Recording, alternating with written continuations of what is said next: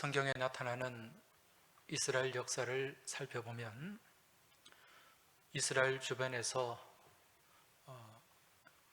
이 이스라엘 민족을 괴롭히는 많은 이방 민족들이 있습니다. 그 대표적인 나라가 블레셋을 꼽을 수 있고요. 그리고 모압과 암몬, 또 에돔이라는 나라 민족을 꼽을 수가 있습니다. 이러한 나라와 민족들 가운데 이스라엘을 가장 힘들게 했던 나라는 바로 블레셋이었습니다. 원래 이 블레셋이라고 하는 민족은 섬지방 출신입니다. 지중해 그 바다 가운데 있는 섬 가운데 그레데라고 하는 섬이 있습니다. 성경에서는 이 섬을 갑돌이라고 부르기도 하는데 원래 이 그레데 섬에 살았던 민족이 블레셋 민족이었어요.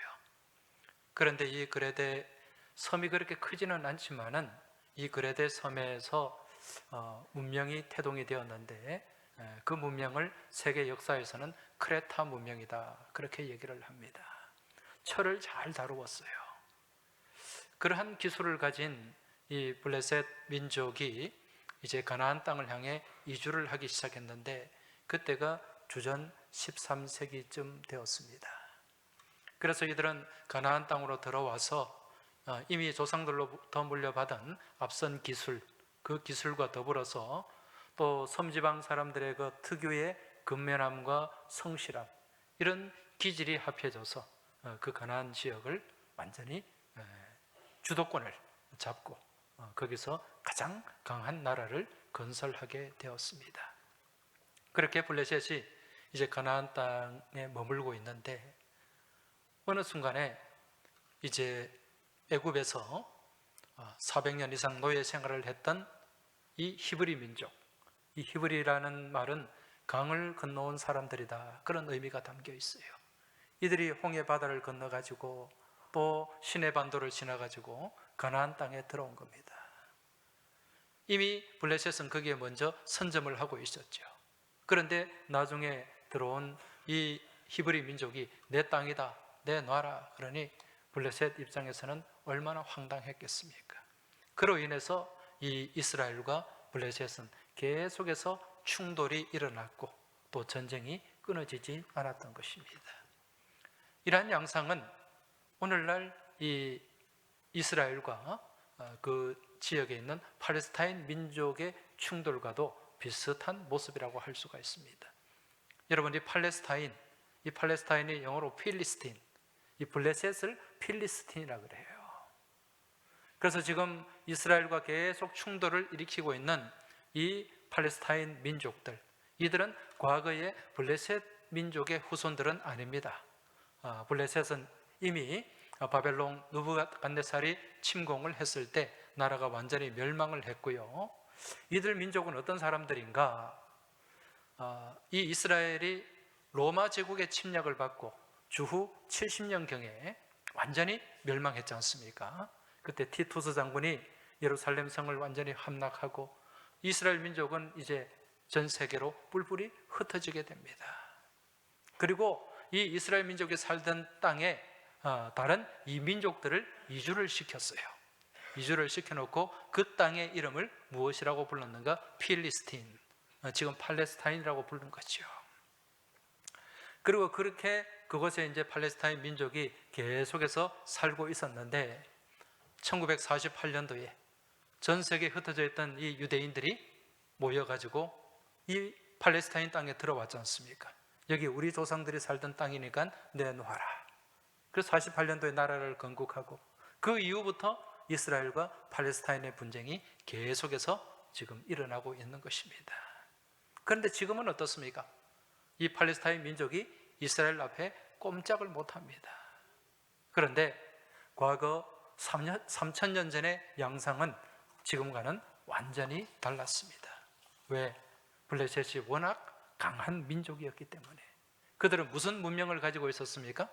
철기 문명을 가지고 있었어요.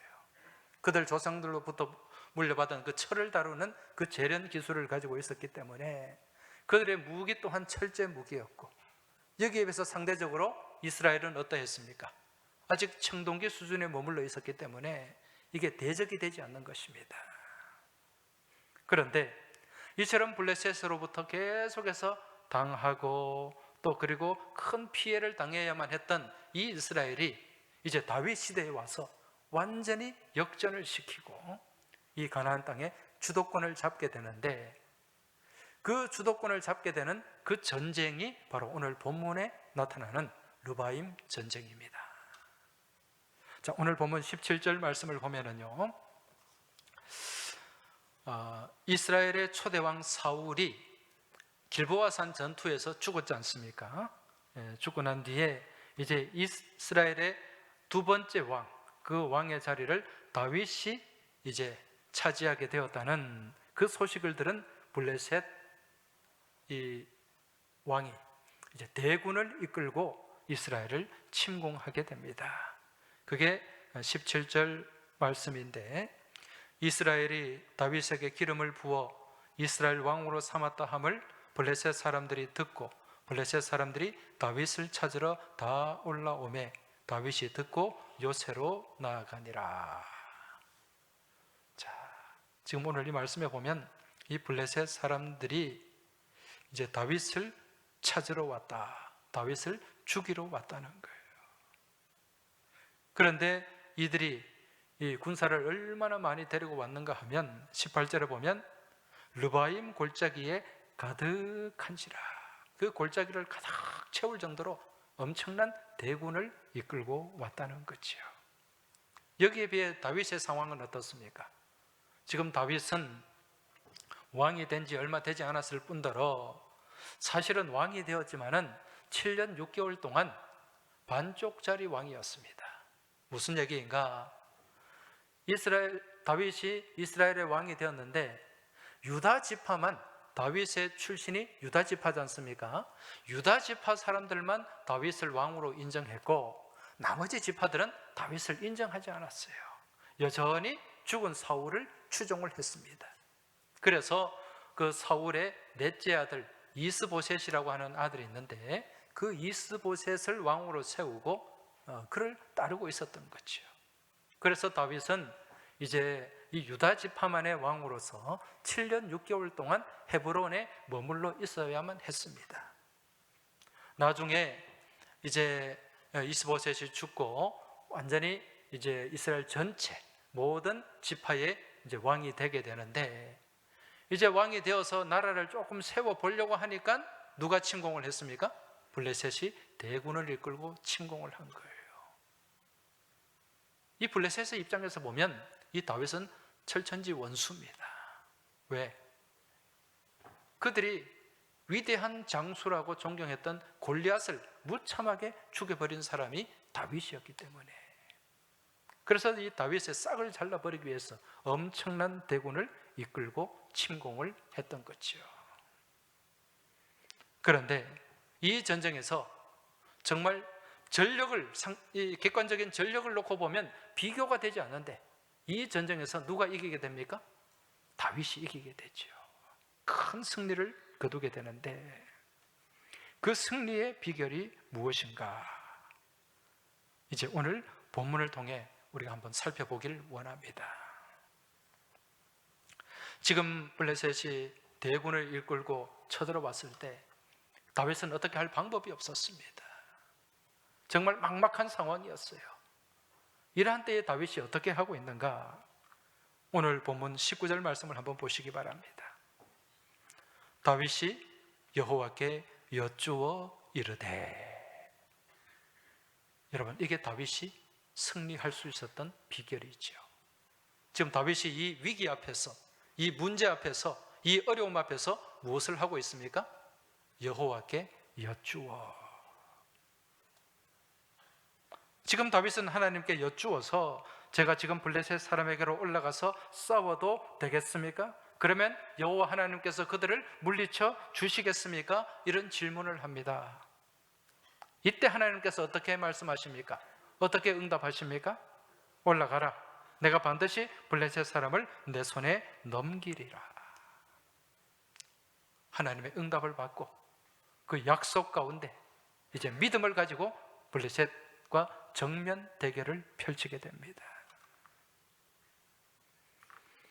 여러분, 이것이 바로 믿음의 사람이 자신의 신앙 여정 가운데 다가오는 영적 전쟁, 영적 다툼에 대응하는 싸움의 방식임을 깨달으시기 바랍니다.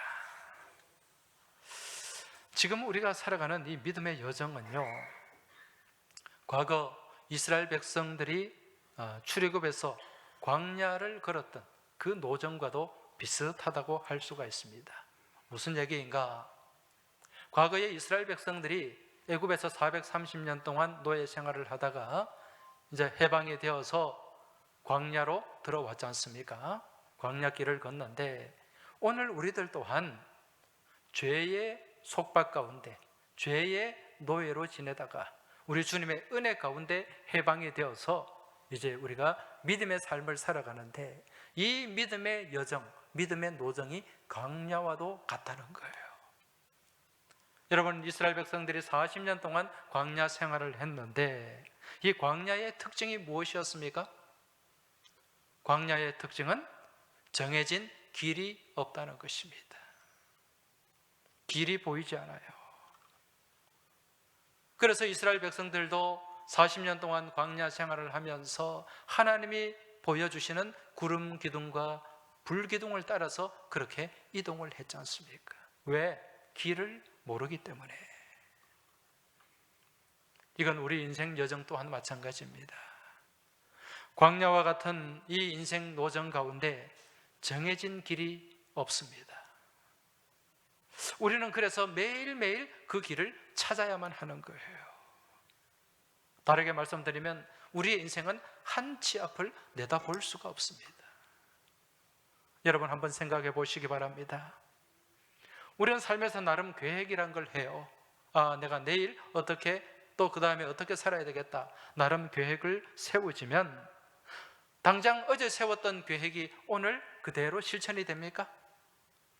전혀 예상치 못하고 생각지 못한 그런 일들이 우리 삶 가운데 불쑥불쑥 올라올 때가 많이 있지 않습니까? 왜 그렇습니까? 우리는 앞을 내다볼 능력이 없기 때문에 그래요. 나아갈 길을 모르기 때문에 그렇다는 것입니다. 이게 광야의 특징입니다. 그 다음에 또 광야는요, 많은 대적들이 존재합니다. 이스라엘 백성들이 광야를 지날 때에 많은 대적들을 만났지 않습니까? 특히 아말렉 민족 같은 경우에는 얼마나 이스라엘 민족을 괴롭혔습니까? 또 순간순간 나타나는 그런 예기치 않는 못한 그런 문제들이 많이 있어요. 그러한 대적들 앞에서 우리는 맞서 싸워야 될 때도 있고 때로는 또 피해서 돌아가야 될 때도 있어요. 이걸 우리는 순간순간 선택을 해야 된다는 것입니다. 이러한 선택의 문제가 우리 삶 가운데 늘 놓여지게 되는데 이러한 때에 우리는 어떻게 해야 되는가? 여기에 대해서 구약의 예레미야 선지자는 이제 이렇게 말씀하고 있습니다. 예레미야 6장 16절 말씀을 보면 여호와께서 이와 같이 말씀하시되 너희는 길에 서서 보며 옛적 길 곧 선한 길이 어디인지 알아보고 가라. 그렇게 말씀하고 있습니다. 너희는 이 광야와 같은 이 노정을 걸어가면서 옛적 길, 선한 길, 이 옛적 길은 하나님께서 옛날 그때 말씀해 주신 그 믿음의 길, 말씀의 길을 얘기하는 것입니다. 이 선한 길이 어디인지 알아보고 가라. 알고 가라는 거예요. 무턱대고 가지 말라는 것입니다. 그냥 내 생각만 앞세워서 가지 말라는 거예요. 알아보고 가라. 길을 찾아서 가라는 거죠. 그럼 그 길을 찾는 방법이 무엇일까요? 그것이 바로 오늘 본문에서 말씀하는 여호와께 여쭙는 것입니다.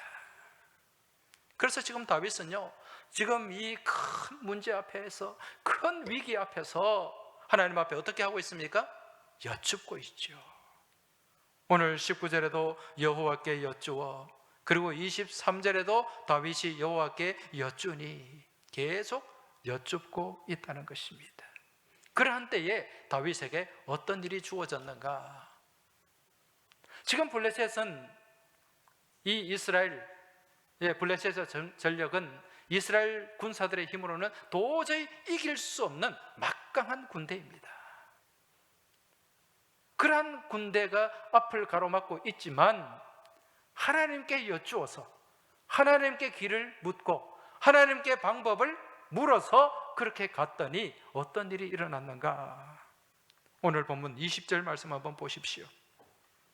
다윗이 바알브라심에 이르러 거기서 그들을 치고 다윗이 말하되 여호와께서 물을 흩음같이 내 앞에서 내 대적을 흩으셨다 하므로 그곳 이름을 바알브라심이라 부르니라. 할렐루야. 지금 하나님 말씀대로 순종했더니 하나님이 이끄시는 대로 나아갔더니 하나님께서 그들을 물을 흩음같이 다 흩어버리셨다. 무슨 얘기입니까? 이 바가지에 담겨있는 물 한번 이 땅을 향해 쫙 뿌리면 그 물이 어떻게 됩니까? 순간적으로 다 사라져요. 땅 속에 다 스며들어 버립니다. 없어진다는 거죠. 그처럼 그 많던 블레셋 군대, 그 군사들이 물을 흩음같이 다 흩어지고 다 사라지고 말았다는 것입니다. 완전한 다윗의 승리로 끝난 거지요. 이게 여호와께 여쭈어서 얻게 되는 결과라는 것입니다. 그런데 여러분, 우리가 믿음의 삶을 살아갈 때에 이러한 문제들이 한 번만에 끝나지가 않아요. 늘 우리를 대적하는 이 마귀의 세력들은요, 그냥 쉽게 포기하지 않습니다. 이 마귀는 얼마나 집요한지 모릅니다. 우리가 쓰러질 때까지, 넘어질 때까지 계속해서 공격해오는 그 존재가 마귀라는 존재지요. 오늘 이 블레셋도 마찬가지입니다. 블레셋이 다윗에게 크게 패했지만은 쉽게 포기하지 않았어요. 다시 한번 또 군대를 소집해가지고 추스려가지고 다시 한번 이스라엘을 공격을 합니다. 오늘 22절 한번 보십시오.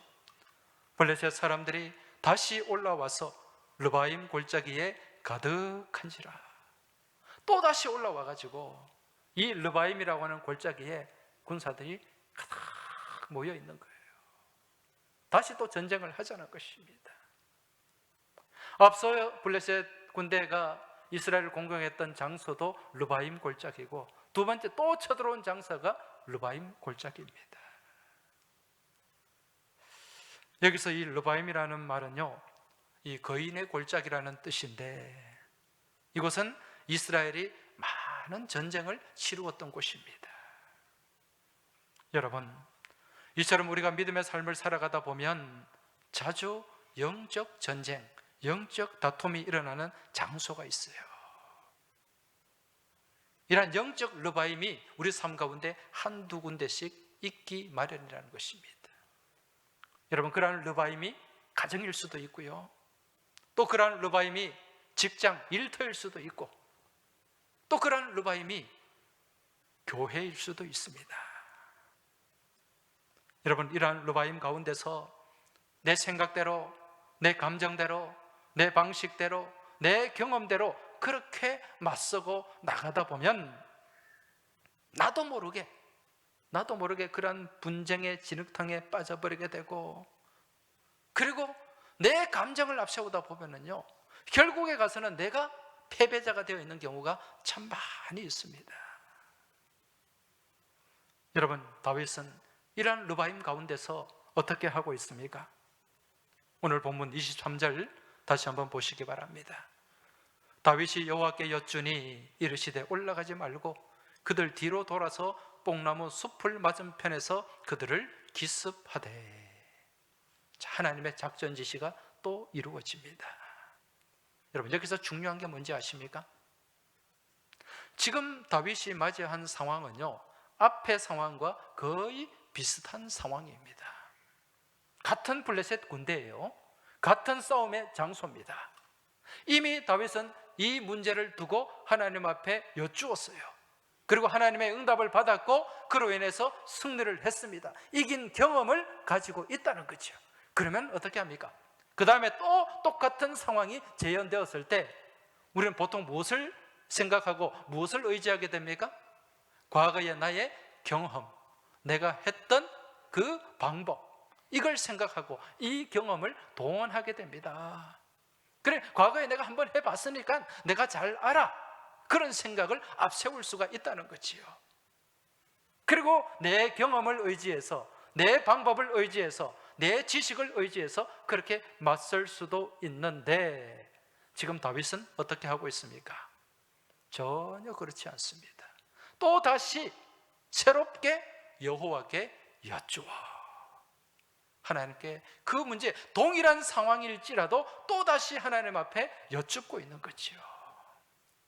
그랬더니 하나님이 이번에는 작전이 완전히 달라요. 처음에는 올라가라, 정면 공격을 해라, 그렇게 말씀하셨는데 이번에는 돌아가라, 올라가지 말고 그들 뒤로 돌아서 뽕나무 숲을 뒤에서 기습해라. 여러분, 우리의 삶의 상황이 내가 경험한 대로 그렇게 바라볼 때 동일한 상황인 것 같아도 여러분, 그러한 상황은 순간순간 수시로 변화하게 됩니다. 그때마다 우리는 내 경험을 의지하려고 해서는 안 돼요. 내 지식을 앞세우려고 해서는 안 된다는 것입니다. 누구를 의지해야 됩니까? 그때마다 우리는 인생의 주인 되시고 우리의 길을 아시고 우리의 삶의 문제 해결의 방법을 아시는 우리 하나님께 의지하고 여쭙고 나아가야 된다는 거죠. 이게 다윗이 승리한 비결입니다. 하나님께서 다윗이 가는 곳마다 이기게 하셨다, 그렇게 말씀하지 않습니까? 그렇게 이길 수 있었던 비결이 무엇인가? 다윗의 경험, 다윗의 지식, 다윗의 방법을 의지하지 않았다는 거죠. 오직 누구에게 여쭈어서? 여호와께 여쭈어서 그 방법을 찾았던 것입니다. 여러분, 다윗이 이처럼 하나님께 여쭙고 하나님을 의지하고 나아갔더니 두 번째 블레셋의 침략 또한 어떻게 됩니까? 24절에 보면 뽕나무 꼭대기에서 걸음 걷는 소리가 들리거든 곧 공격하라. 그때에 여호와가 너보다 앞서 나아가서 블레셋 군대를 치리라 하신지라. 할렐루야. 이 말씀 믿으십니까? 네. 우리가 하나님을 믿고 하나님을 의지하고 나아가면은요, 정말 우리의 어떤 인간적인 생각으로는 도저히 안 될 것 같은, 이루어질 수 없을 것 같은 그런 상황에 직면해도 여러분, 하나님은 그 가운데 길을 내시는 분인 줄 깨달으시기 바랍니다. 왜? 오늘 말씀처럼 내가 너보다 앞서 나아갈 것이다. 하나님이 앞서가서 길을 내시고 길을 여시고 그 길을 인도하시겠다는 말씀입니다. 그랬더니 25절에 보면 이에 다윗이 여호와의 명령대로 행하여 블레셋 사람을 쳐서 게바에서 게셀까지 이르니라. 할렐루야. 다윗이 어떻게 했다고요? 하나님의 명령대로, 하나님의 말씀대로, 그 말씀은 알고 머릿속만 채우는 것이 아니라 행하였다고 말씀하고 있습니다. 그 말씀을 준행했다는 말씀이에요. 그 말씀을 따라 살았다는 말씀입니다. 그렇게 나아갔더니, 믿음으로 나아갔더니 하나님께서 블레셋 사람을 쳐서 게바에서 게셀까지, 이 이스라엘 백성들을 이르게 하셨다, 이 말씀을 하고 있습니다. 여러분, 이 말씀이 무슨 말씀일까요? 지금 이곳 게바는 이 르바임 골짜기가 있는 곳이에요. 예루살렘 근처에 있는 성읍입니다. 이스라엘 핵심까지, 중심까지 블레셋 군대가 침공을 했다는 뜻이죠. 그러한 위기 속에서 게셀은 어디인가? 이 게바에서 한참 떨어진 이 서쪽으로 나가면 블레셋의 핵심, 블레셋의 중심입니다. 그곳까지 치고 들어가서 그곳을 완전히 쑥대밭을 만들었다는 것입니다. 완전한 승리죠. 이런 완전한 승리를 통해서 이제 가나안의 패권이 옮겨지게 됩니다. 지금까지는 블레셋이 가장 강력한 군대로서, 나라로서 그 군대를 이끌고 계속해서 이스라엘을 괴롭혔는데, 이 르바임 전투, 이 전쟁을 통해서 이제 블레셋은 완전히 주저앉게 되고 다윗이 부상하게 되는 거예요. 다윗이 가나안의 패권을 차지하게 되었고 고대 근동의 패권을 차지해서 강력한 다윗 왕국을 건설하게 된 것입니다. 그 비결이 무엇이었습니까? 바로 하나님께 여쭙는 것입니다. 그로 인해 다윗 시대의 르네상스를 이루게 되었다는 말씀입니다. 자, 이제 오늘 우리는 이 말씀을 보면서 이 말씀을 우리의 삶에 한번 연결시켜야 됩니다. 이 말씀을 보면서 우리의 삶을 견주어 봐야 된다는 거죠. 우리 또한 광야와 같은 이 인생길을 걸어가는 동안 순간순간 길을 잃어버릴 때도 있고 또 때로는 수시로 힘겨운 대적들을 마주할 때가 참 많이 있습니다. 이럴 때마다 우리는 무엇을 의지해야 됩니까? 내 경험? 내 지식? 내가 가진 여러 가지 방법들? 아닙니다. 누구에게 여쭈어야 됩니까? 여호와께 여쭈어야 됩니다. 여호와께 여쭙고 그 길과 방법을 찾아야 됩니다. 그리할 때 우리 주님께서는 우리를 최선의 길로 이끌어 주시고 가장 복된 길, 또 승리의 길로 인도하시는 줄 믿으시기 바랍니다. 저는 이 말씀을 묵상하면서 떠오르는 한 분이 있었습니다. 여러분도 잘 아시는 몇 년 전에 하나님의 부르심을 받은 박재을 장로님입니다. 우리 박재을 장로님은 98세까지 삶을 사시다가 이제 하나님 나라로 가셨는데 우리 소위 시쳇말로 9988 234를 하신 분이에요. 99세까지 팔팔하게 사시다가 2, 3일 아프다가 돌아가시는, 이걸 9988 234라 그러지 않습니까? 99세까지는 안 가셨지만 98세까지 정말 건강하게 사시다가 잠깐 이제 아프셨는데 하나님의 부름을 받으셨습니다. 언젠가 제가 이 박재월 장로님 태어나신 고향을 한번 같이 간 적이 있어요.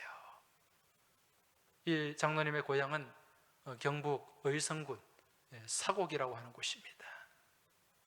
그 마을 갔더니요, 정말 이 첩첩산중이에요.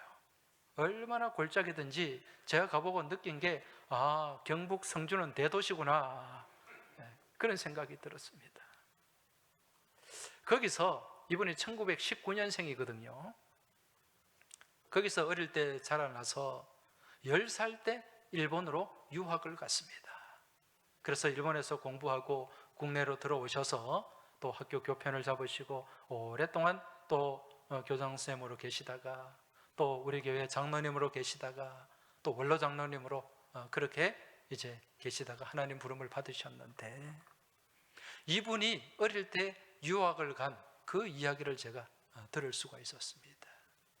얘기를 들어보니까요, 그 의성 골짜기 거기서 이제 초등학교에 들어갔는데 이 어린 이 박재열 소년이 생각할 때 이 골짜기에서는 정말 아무런 희망이 없다, 그런 생각이 들더라는 것입니다. 그래서 초등학교 3학년 10살짜리가 무슨 생각을 했는가? 일본으로 유학을 가야 되겠다. 그 당시에 그 시골에 아버님이 많이 배우시고 재력도 있으시고 그런 분이 전혀 아니었어요. 아버님은 유학의 유자도 꺼내지 않으셨고 그저 이제 공부 조금 해서 지게 지고 집안 일 돕기를 바라는 분이었지, 그 아들이 일본까지 유학해서 공부할 것을 생각한 분이 전혀 아니었다는 거죠.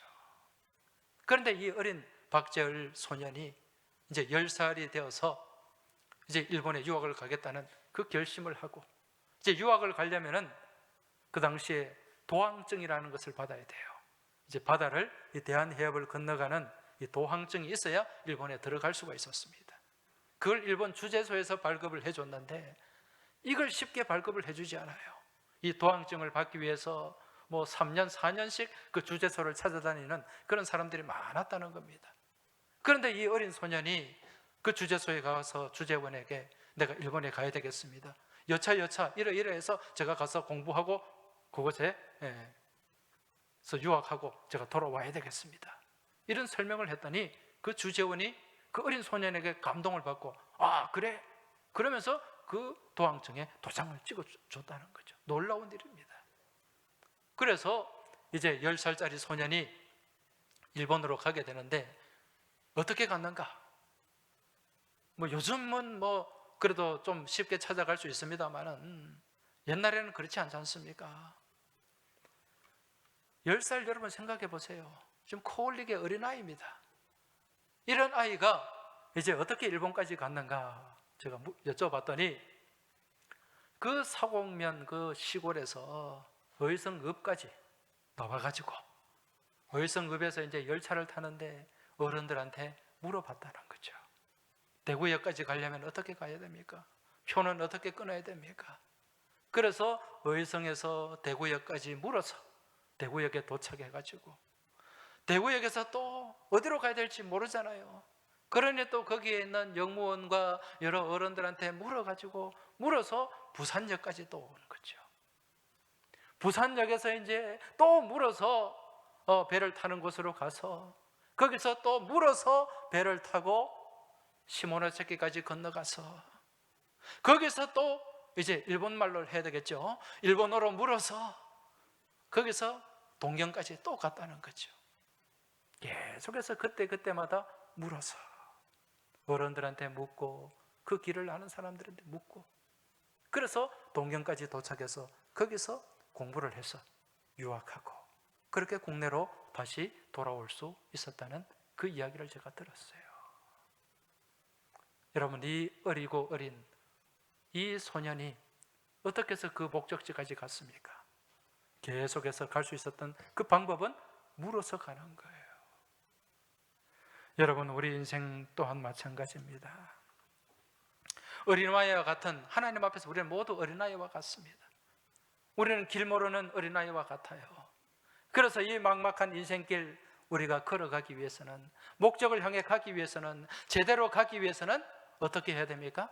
계속해서 물어야 됩니다. 여쭤봐야 된다는 거죠. 근데 누구에게 물어야 됩니까? 길을 아는 사람에게. 여러분, 길 모르는 사람에게 물어다가 큰 낭패를 당합니다. 제가 예전에 서울에서 부목사 사역을 할 때 그 겨울에 저기 먼 지방에 있는 교우 상이 나서 그곳까지 교우들과 같이 가게 되었어요. 가는데 대전쯤 오니까 폭설이 내리는 겁니다. 그래서 이 자동차에 체인을 해가지고 그렇게 이제 겨우겨우 그 목적지까지 갔는데 밤 10시가 넘었더라고요. 깜깜하죠. 지금은 내비게이션이 있지만 그때는 그런 것도 없었어요. 그런데 상가를 찾아가야 되는데, 동네를 찾아가야 되는데 깜깜하니까 위정표도 보이지 않고 정말 대책이 없었습니다. 그런데 길을 가다 보니까 그 길가에 가게가 하나 있는데 그 가게 문을 열고 들어가니까 할머니가 한 분 계시더라고요. 그래서 제가 할머니한테 어느 동네에 어디로 가려면 어떻게 가야 됩니까? 물어봤죠. 그랬더니 이 할머니가 다 보더니 그거요.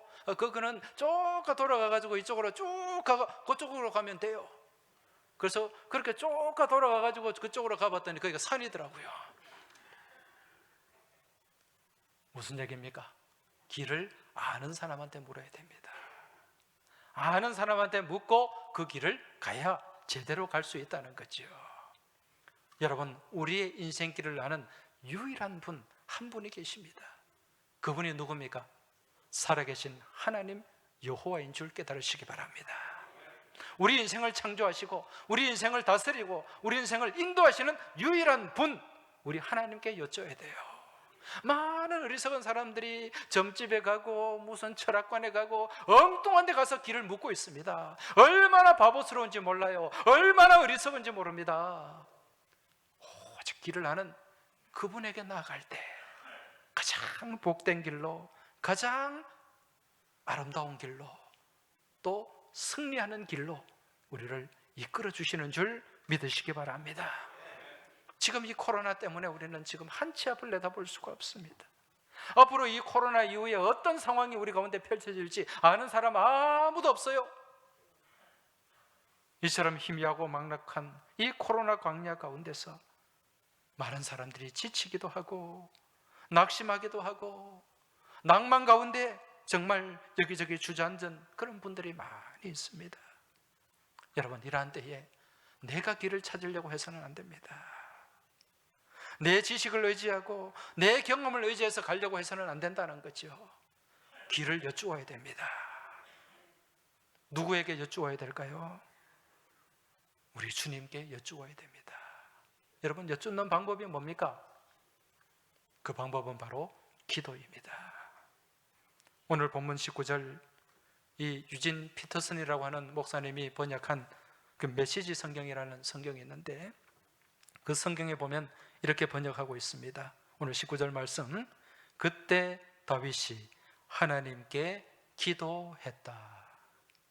제가 올라가서 블레셋 사람과 싸워도 되겠습니까? 주께서 도우셔서 그들을 물리치게 해주시겠습니까? 하나님께서 대답하셨다. 올라가거라. 나를 믿어라. 내가 너를 도와 그들을 물리치게 하겠다. 할렐루야. 다윗이 하나님께 기도했다고 말씀하고 있습니다. 여러분, 기도로 여쭈시기 바랍니다. 문제 앞에서, 막막한 길 가운데서 하나님 앞에 기도하시기 바랍니다. 기도만이 우리의 유일한 길을 알려주는 내비게이션인 줄 깨달으시기 바랍니다. 기도할 때 우리 하나님이 우리에게 빛으로 인도하여 주시고, 기도할 때 우리 하나님이 우리를 가장 아름답고 복된 길로 이끌어 주신다는 사실입니다.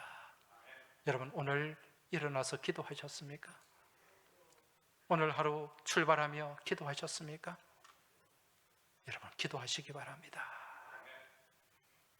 오늘 집을 나서기 전 기도했나요?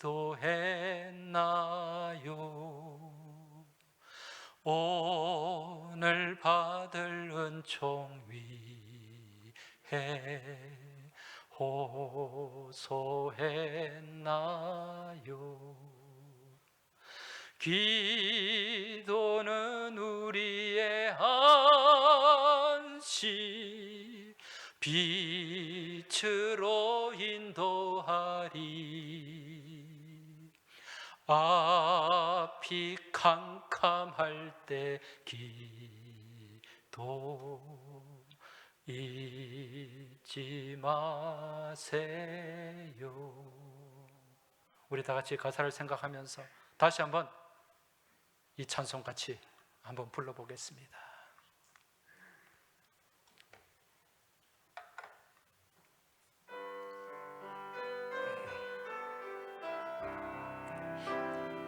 고백하는 마음으로 찬송하시기 바랍니다. 오늘 집을 나서기 전 기도했나요?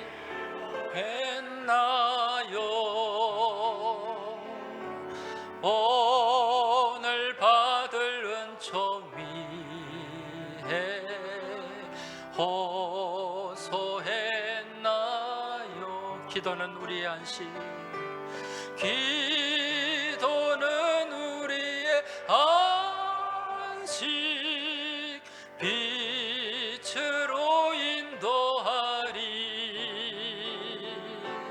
앞이 캄캄할 때 기도 잊지 마세요. 할렐루야. 지금 힘드십니까? 어렵습니까?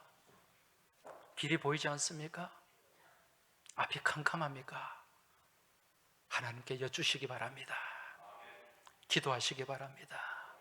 기도하는 가운데 하나님이 길을 열어주시고, 기도하는 가운데 하나님이 우리를 이기게 하시는 줄 믿고, 이번 한 주간 하나님께 여쭙고 승리하는 복된 한 주간이 되시길 주의 이름으로 축원합니다.